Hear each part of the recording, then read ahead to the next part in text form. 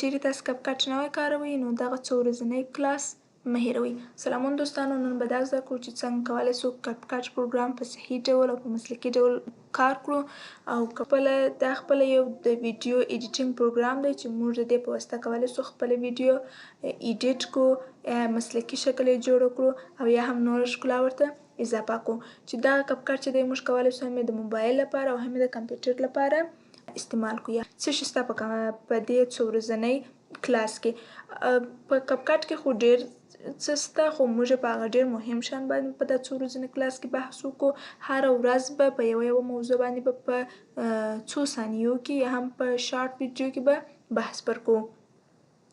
نو کله چې تاسو یو ویډیو راواخلئ، خپل یو ساده ویډیو چې د کوم ځای څخه د کوم شي څخه کړي هغه غواړئ چې په مسلکي ډول یې په کپ کټ کې جوړه کړئ، نو په هغه کپ کټ کې مختلف شیان شته.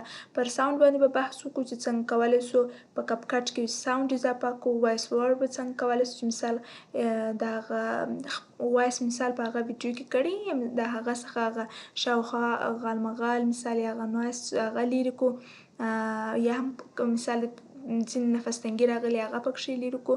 او بل هم ټمپلیټونه دي هغه څنګه کولی شو چې پکښې اضافه کړو.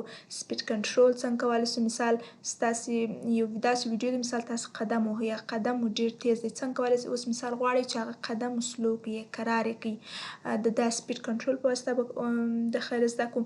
او بل هم ریموو بیکګراوند دی، مثال تاسې یو داسې ځای ولاړ یاست چې عکس مو اخیستی دی، هغه ځای مو نه خوښېږي، مثال هغه شا صفحه مو نه خوښېږي، نو هغه څنګه کولی شو چې هغه ریموو کړو، د هغه پر ځای باندې یو سم بیکګراوند راولو. دا به په دې کلاس کې زده کړو. او بل هم کټ به زده کړو چې مثال یو ویډیو مو کړې د هغه شاوخوا څنګه کولی شو چې کټ یې کړو، مثال هغه کوم خوا چې موږ نه غواړو چې هغه پکښې راسي هغه کټ کړو.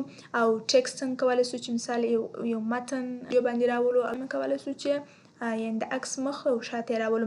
بل هم افیکټونه دي، مختلف افیکټونه به ووایو، فلټر به ووایو، څنګه کولی شو خپل په ویډیو کې فلټرونه اضافه کړو، میوزیک به اضافه کړو، څنګه کولی شو چې میوزیک اضافه کړو، او په اخر کې به هم ووایو چې څنګه کولی شو چې ایکسپورټ یې کړو. نو دا څو ورځنی کلاس مه هېروئ. تر بیا، خدای پامان.